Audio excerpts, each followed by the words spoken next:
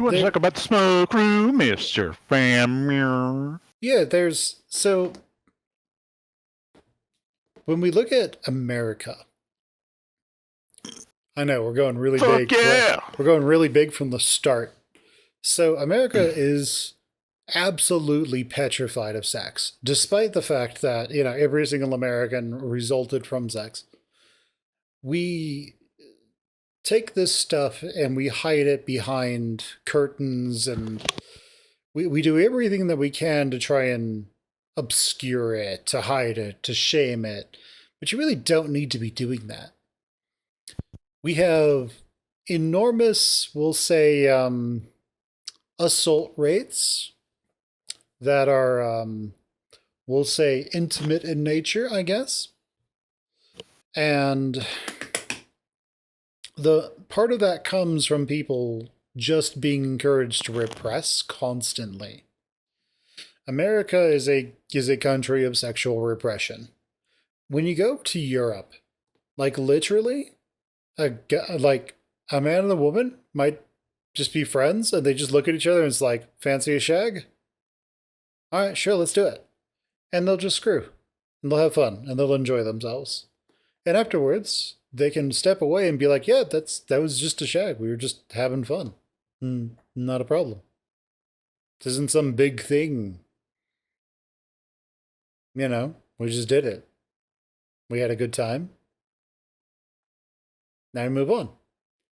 And it doesn't like destroy their relationship. But in America, because there's so much shame and so much stuff about this that seems like it needs to be hidden, stuff that can't be in the daylight at all. It all has to be hidden. It all has be behind closed doors. There's a certain type of shame to it all. And as a result of that, people in America are very sexually repressed, like to a holy shit degree.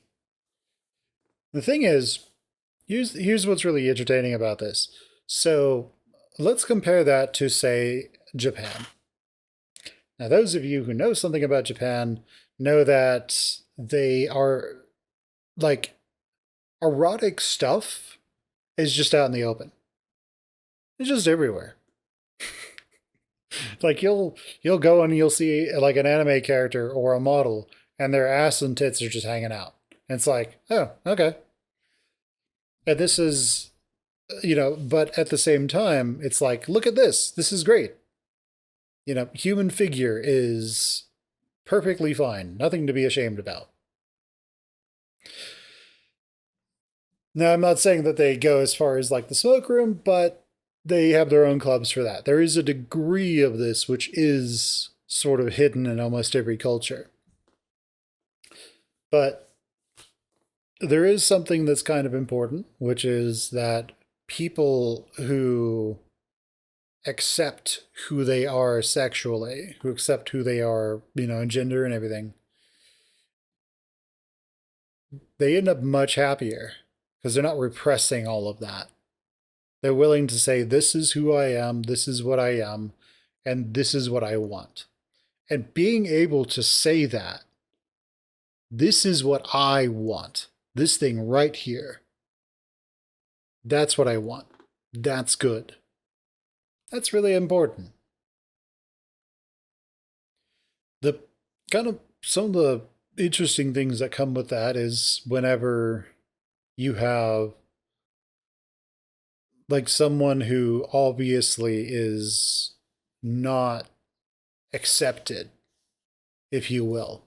So when we look at Flynn, his aunt does not seem to approve of him being gay. That's the gist I get. And so, for him to be successful and happy, he has to hide that because he's kind of at her beck and call. She has a lot of control, it seems, in his life. That's probably how he has the house that he has. It's because his family is able to pay him probably very well to do this job and have that house. But if she decided that she didn't want him there, she wanted him to just go away, Maybe he's the black. Maybe he's the Black Gilla of the family. Then she probably could, and he'd probably be screwed. So there's a certain amount of like self acceptance, and when you line that up with expectations of what's around you. So what are places like the smoke room with all of this in mind? Okay, so it's a secret place where really you kind of have to be told that it's there. And then once you learn that it's there, you kind of have to be invited into it. It's not a space that most people are going to be interested in. Well, it's not a space that most people are going to stumble into. Now, let's talk about gay dynamics for just a second. So, we look at most straight relationships. You don't run into a whole lot of poly relationships. Poly relationships are just polysexual, polyamorous relationships, polyamorous specifically. So you don't really run into a ton of those because in a poly relationship, a polycule as it's called, you have multiple people who are all sort of in love with and having sex with potentially each other all the time. So you would have let's say the smallest one that you have is 3 people, and they're all 3 of them are in a relationship with each other in a big 3-way, and they all accept that and they're all happy about it. Okay, makes sense. Everybody's getting what they want. The problem starts to come in with straight relationships because now at least someone has to be bi, right? So if you have a relationship where it's a man, a woman, and then another woman, well, one of those 2 women is going to have to be some amount of bi for it to really be a poly relationship. 2 guys, one of the guys has to at least be some degree of bi. Maybe he is heteroflexible in that relationship somewhere. But when you run into gay relationships, you don't really have to worry about that. Everyone's gay, or at least bi, to some degree. So everyone can sort of enjoy their poly relationship and have a good time. Now, the trend is that you will have someone who is a little bit older, sometimes much older, who's the one leading these sort of polycules. But there's also this concept of a fairly open pack, if you will. So when it comes to gay groups, you'll have a pack of people where typically you have a leader. They might be the actual leader of the group. They may be I don't like using terms like alpha or beta or omega because those get used by incels. Because incels look at that wolf pack research that was done that the author, but so they look at that one where that guy suggested that wolf packs have alphas, betas, and omegas and all this stuff. And then he spent the next 10, 20 years basically telling people that research paper was wrong. Here's what's actually going on. And everyone just ignored him. He's like, guys, that research was bad research. Don't believe it. It's not how they actually work. Everyone just ignores him. Okay, sounds good. But we'll say you have the pack leader, who's kind of like the CEO. You have the pack, the active pack members, we'll say. They're the ones who go and get stuff done. And then you have the people who are just members of the pack, who are just there to enjoy themselves, but aren't really doing anything or really leading anything. And, so we have the leaders, the doers, and the tag-alongs, I guess, we'll say. The leaders, the doers, and the participants, maybe. I'm trying not to, make any group seem bad, because they're not bad. So what's going on there with Ryan and his group is Ryan's the leader, and he has a handful of participants. I'm not really sure if there's any like doers there. Like maybe Flynn is one of the doers. Maybe one of the horses is a doer. Typically, the members of these packs can be somewhat disparate in their locations, and they'll come together for things. The Fennec is 100% one of the participants. The trend tends to be that in terms of who tops who. You may not know that terminology. Do you know that terminology, Terry? I mean, top and bottom and stuff. Yeah, like who we'll say enters whom. I think it's usually the top enters the bottom. Yeah. Okay, you got the idea. Yeah. Typically the top is the one that's doing the penetrating. And the bottom has like a lot of say in like what they actually do, right? Oh, no. It's 100% 50-50. Like 100%. This is the thing that people don't seem to get about this whole dynamic. It's 100%. Everyone is doing what they want, and everyone who's participating is fully on board. This is the thing that the media gets wrong about a lot of this stuff. Like it's still a relationship. It's still 50-50, but there's illusory boundaries that are in place. We're playing that, someone has more control than someone else, but in all actuality, it's 50-50. That's why they got safe words and stuff whenever they're doing something like BDSM. Like it only goes as far. It's supposed to only go as far as like the person that's the I guess what was it, the sub in this case? So in that case wants it to go. So we're getting into some pretty technical terminology there. A sub is different from a bottom, believe it or not. But we can simplify it down to we'll just not even go there because that's like, that's like thing. TED Talk levels of explaining stuff. TED Talk. Welcome to my TED Talk about sex. Dude, there are entire wikis written about this stuff. Like, yeah, it's really complex. But I will say this just about BDSM real quick. If you, dear viewer, are ever interested in that area of, we'll say, intimacy with another person, I highly encourage you to find munches. That's sort of like a BDSM get-together, meetup, that's about that specific thing you're interested in. If you're interested in rope bondage, 100% go to a munch that is about rope bondage. I cannot stress this enough. Because right now, you're looking at ropes and thinking, oh yeah, I know what I would do. I know how all this works. I can guarantee you have no clue.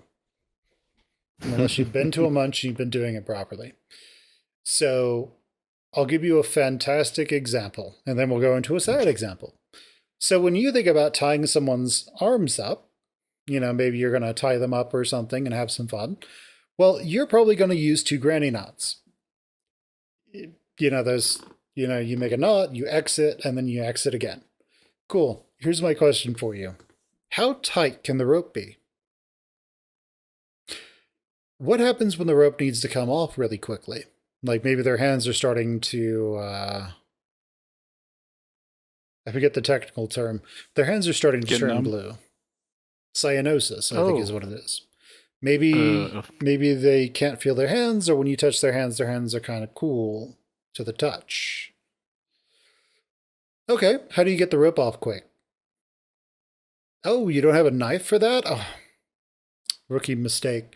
So you sit there and you start untying, this knot. But what happens if you tied a bunch of these knots all together because you wanted to try something that you saw somewhere and they're all equally taut on each other?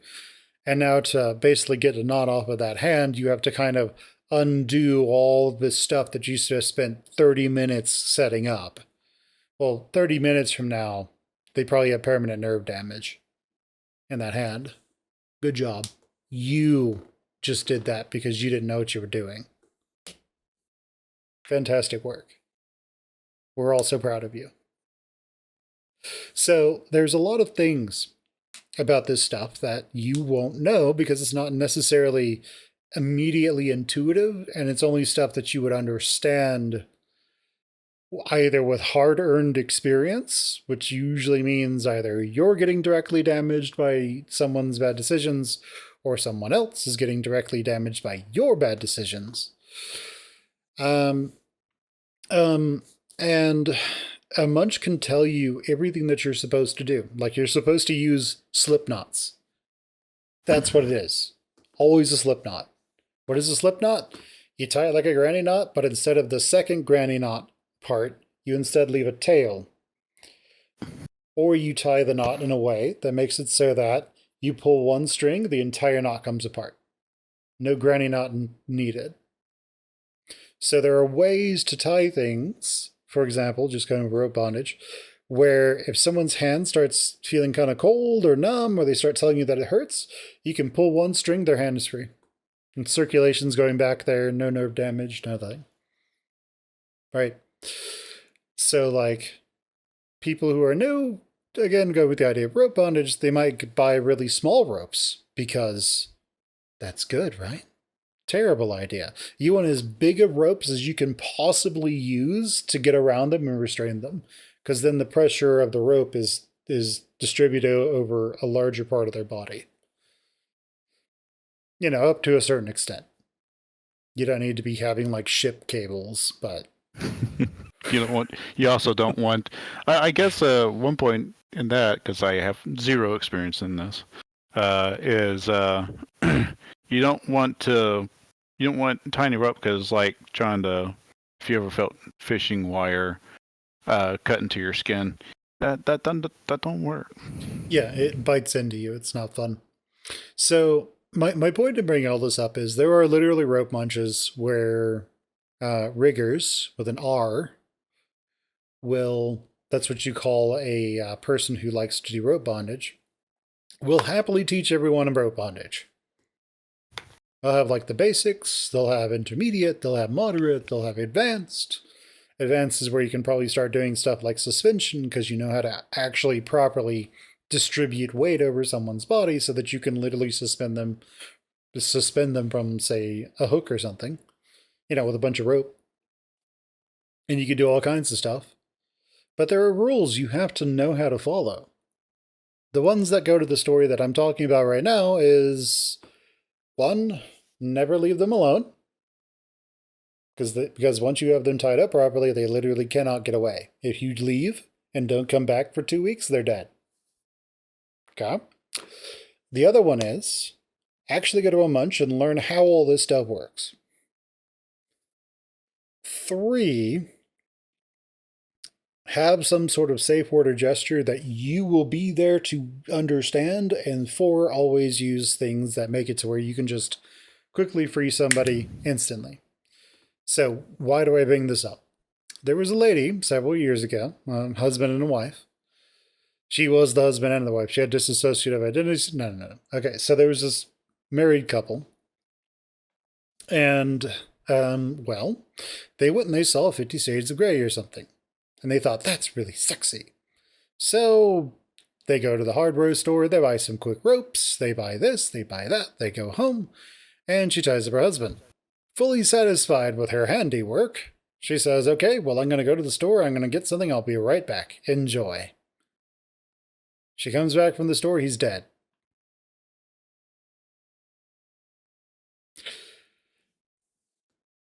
Why did this happen? She didn't know the rules. She didn't know what to do properly.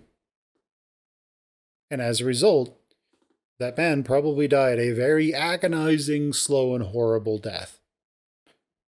And she had no intention, presumably, of making this happen. It is very, very, very important that you understand that all of this stuff is supposed to happen safely. 100% safely. Not dangerous. or as safely as possible. Like there's something called safe, sane, and consensual. That's what 90% of stuff happens in. There's something else called RAC, which is risk aware consensual kink. RAC is usually has the risk of causing permanent damage to you, and SSC usually doesn't. So an example of these SSC would be like, simple rope bondage. The RAC version of that would be hanging someone and then bringing them down before they, die. So it was very important.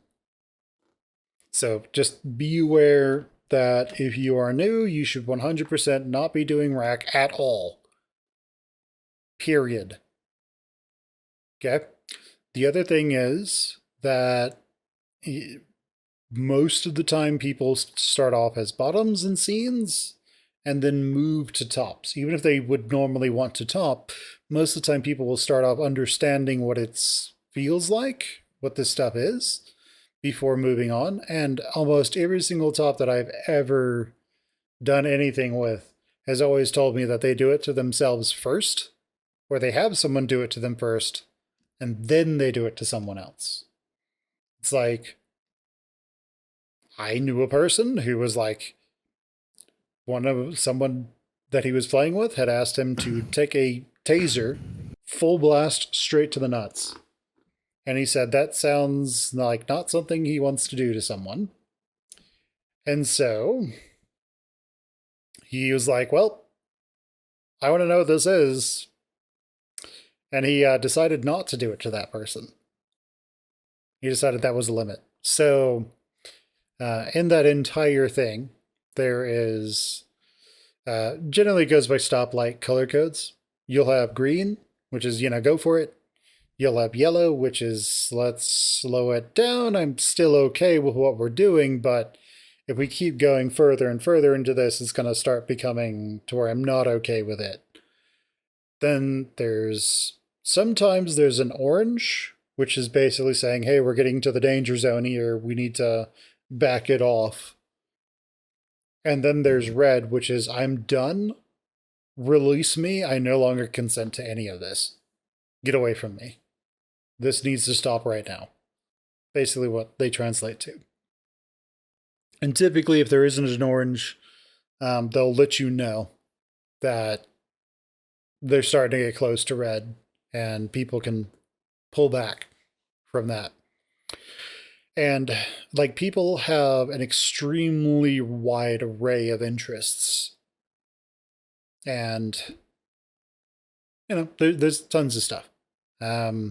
So in the smoke room, we saw a Fen Talks who may or may not be trans. There's a long and storied history of people who cross-dress for pleasure, we'll say. Most of the time you see that more among bottoms and subs than you do tops, typically speaking. But either one works. Whatever they want to do. Believe it or not, most queens, like drag queens, are not gay. Most of them are straight. And they just do it as like a form of self-expression, which is really interesting. Which is why it's like the makeup's, like 50 layers deep and stuff and ridiculous and gaudy, because it's supposed to be ridiculous and gaudy. They're not trying to pass. They're not trying to blend in. They want to be as visible as humanly possible. That's the point. But, we have our Fennec there. And sometimes you'll have someone who is NB. NB means they're just non-binary. ENB. In the letters NB is where NB comes from. And that basically just means non-binary. They're not siloed to being to one gender or the other. They're sort of just this in-between area. Back in like the 90s and the 80s, they called that androgynous. So when you look at like David Bowie and people like that back in the 70s and 80s, where they had this sort of aesthetic where you couldn't really tell definitively if you were looking at a guy, if you're looking at a man or a woman, that ambiguousness. That's kind of what they were going for. In the modern era, you have this wonderful thing where people are feeling more free to be trans, before a certain asshole got into office. Supported by other assholes. But you have, hopefully we get back to supporting trans people and non-binary people and gay people, which would be fantastic. Because when people are straight, you have this nice little cushion that you can hide behind, right? And so with that sort of safety blanket, you can get away with a lot of things. You can have your weird interests and your oddness. But when you're gay, when you're NB, you have to know that's what you want. You have to know that's what you are. Like, you have to know to an extent. You can't get away with just, sort of not really committing to anything or really caring about this stuff. You do end up knowing. And you have to accept that about yourself. Otherwise, you just end up in this perpetual state of non-self acceptance, which is a sort of hell, if you will. So, people have to get past a lot of cultural shame. Anyway, so we look at the smoke room. There is a lot of truth to that. So,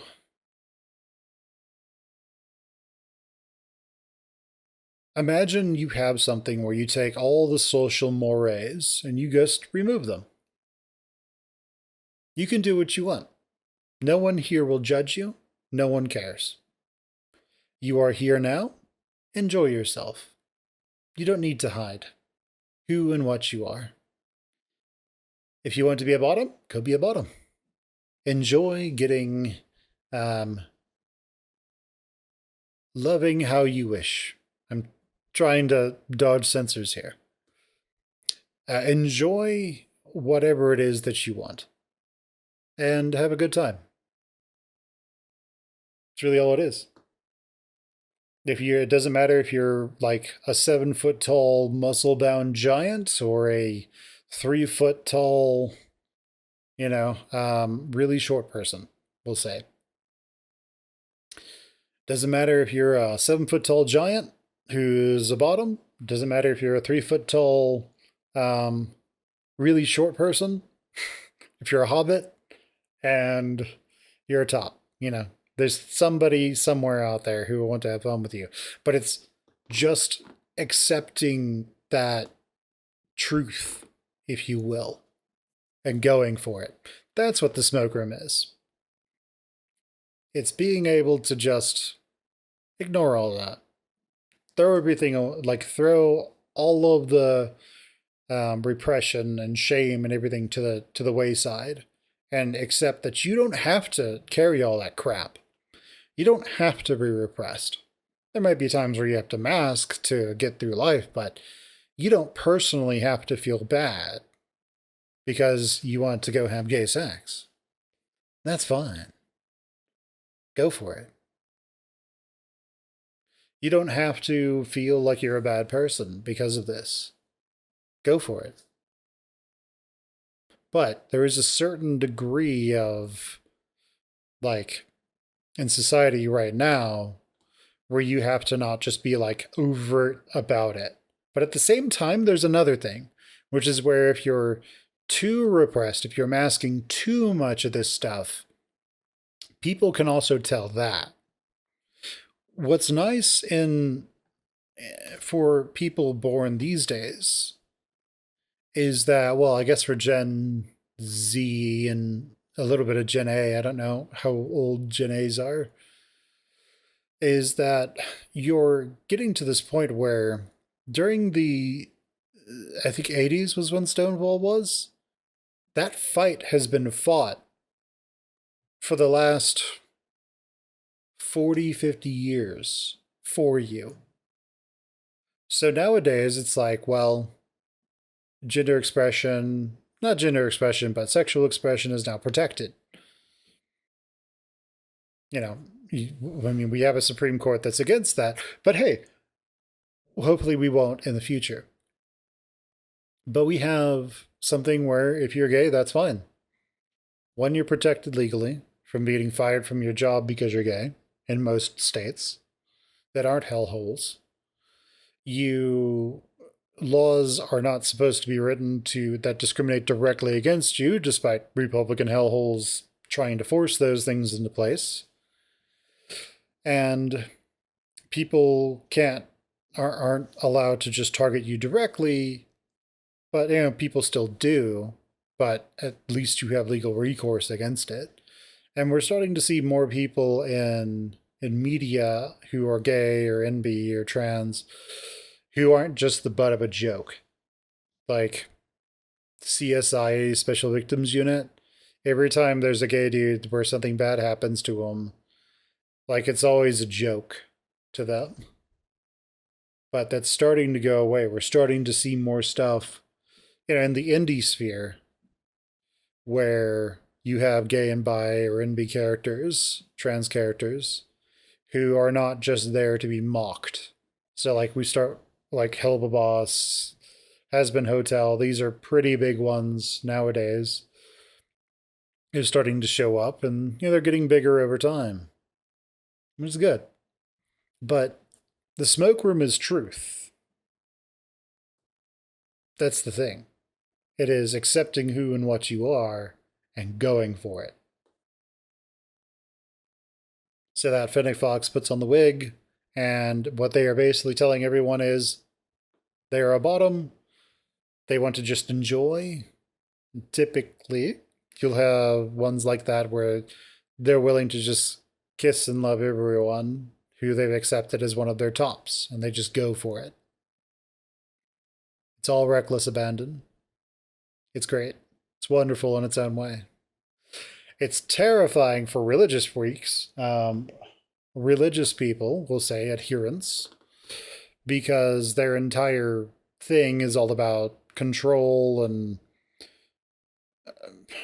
like limiting what you can do, limiting what you're allowed to do, limiting your expression. But these things don't have to be how it is. You don't have to let someone else dictate your life. So about these packs, real quick. So you have the leader, the doers, and we'll say the followers. And typically, who tops who goes down in the pyramid? Starts with the leaders. There can be more than one. And they top pretty much everyone underneath them. The doers, they top each other and everyone underneath them. And then we'll say the followers, the participants, they top each other and there's no one underneath them. There might be, there can be, I'm putting into like 3 solid stacks here, but these stacks are all fluid. There's fluidity between them. But it's fun. It's fine. You're going there to have a good time. You're not, like, this isn't something where you're going to be punished or hurt. Everyone is there consensually. Nothing's happening that is not consensual. Whenever you hear about something where someone does something that's not consensual, they are either very new and they don't understand, and they will be very quickly taught that that's not okay, because that's technically, something. And whenever that happens, they either very quickly make amends, or they're not part of that group anymore. Period. Because the leaders tend to understand that they need to protect everyone underneath them. And that's really one of the big things about all of this, is that when you have that kind of pack dynamic, everyone is kind of watching the back of everyone underneath them. So when they get someone new, everyone's trying to figure out, okay, who is this new person? What are they about? Why are they about that? how can I control, like, not how can I control them, but I want to make sure they're actually safe for everyone else. If that makes any sense. So, but also I want to welcome them in so that they see this for what it actually is. So, it is a really fun thing. But, you know, part of that is also not just being so lawful that you're just stuck in that. Like, be more neutral, embrace the abandon of it, embrace how weird and wacky the world can be, and it can be a lot of fun. But anyway, that's the smoke room. Is what it is. But I've been to places like that before. It's a lot of fun. You have a good time. Everyone's there for usually similar reasons. Sometimes you have some weirdos who show up. Usually those are people who are not savory, but at the same time, they tend to get outed very quickly and they tend to leave. Not savory, not good people tend to not exist in those spaces very long. That's good. Yeah, once they get outed, they're not there.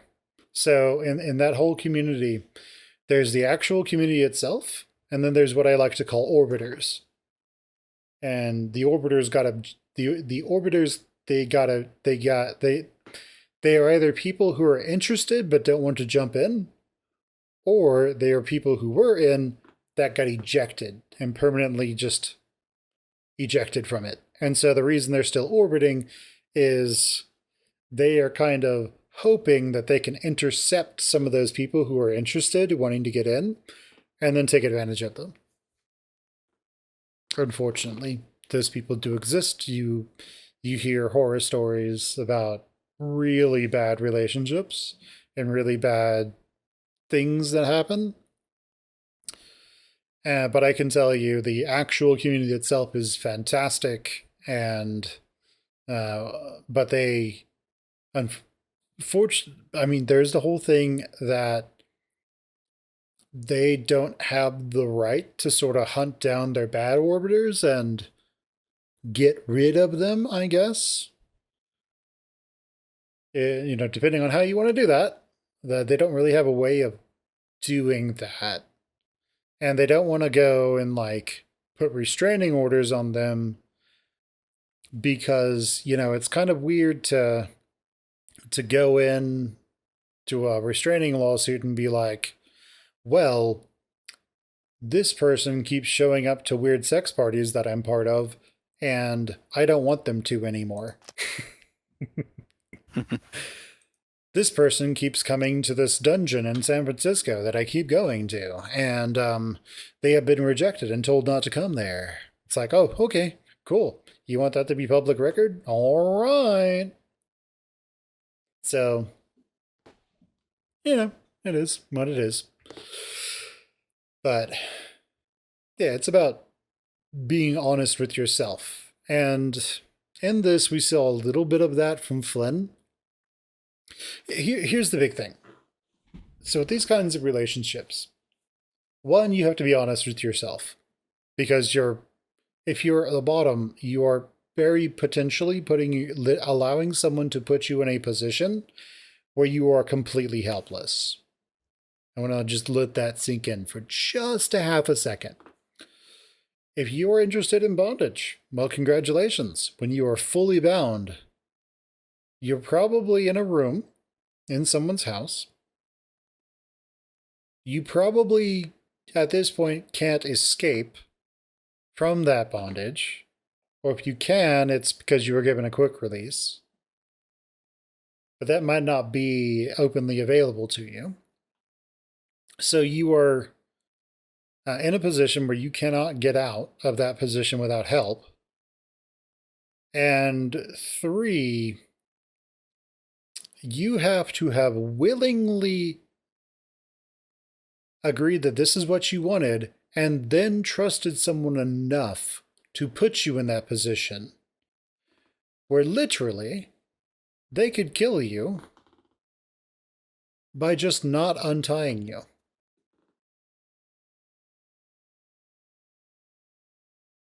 Sound good? The only thing they have to do to kill you is just walk away and not come back for a month. And you're dead. There's nothing you can do about it. Potentially. You have to allow yourself to be put in a position where you are completely helpless, potentially. Or at such a disadvantage that if that person decided to hurt you, you wouldn't stand a chance.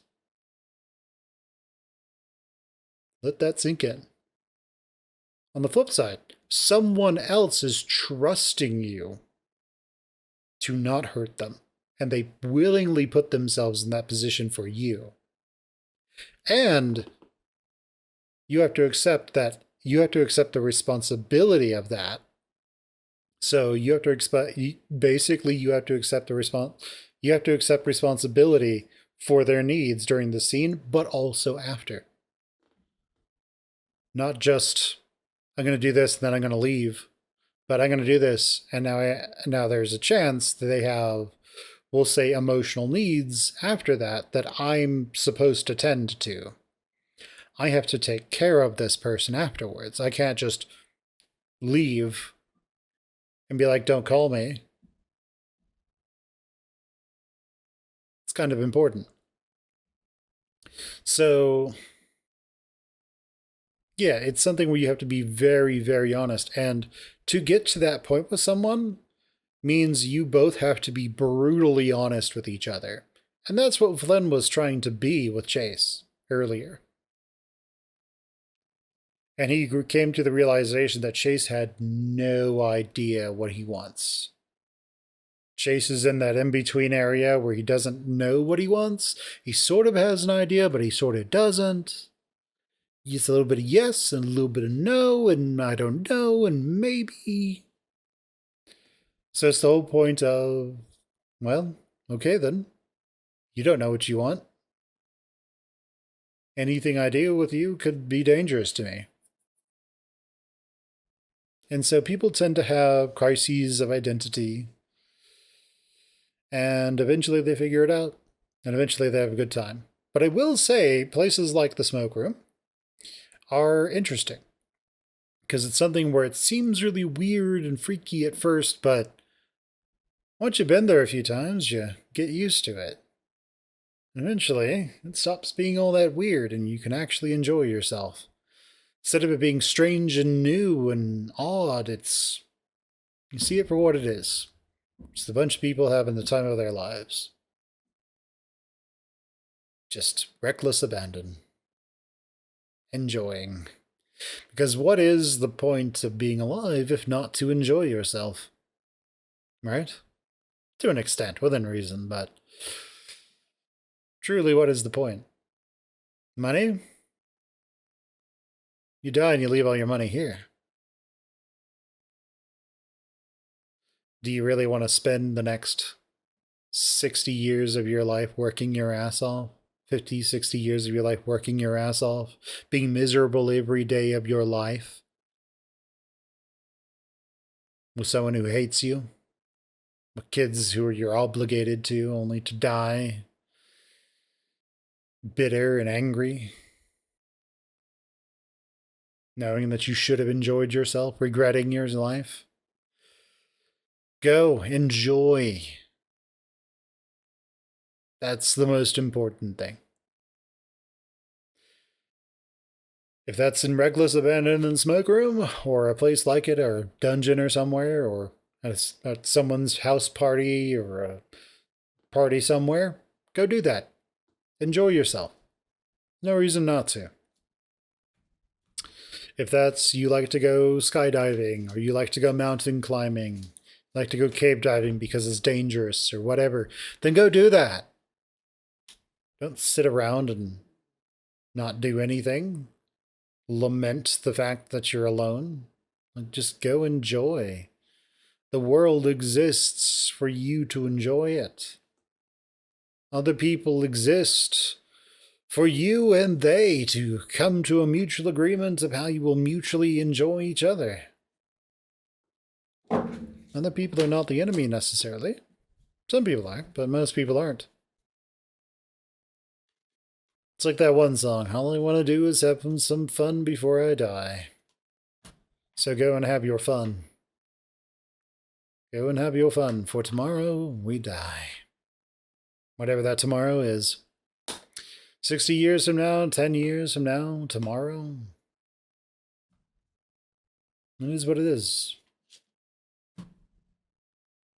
Anyway, what do you have, Terry? No, I don't really have anything to add to that because I don't have a lot of experience in that area. I've been waiting just to get in a better place in life before I dived into those endeavors. So, yeah, I have nothing to add. That was very informative, though, Muir. Thank you for sharing. Indeed.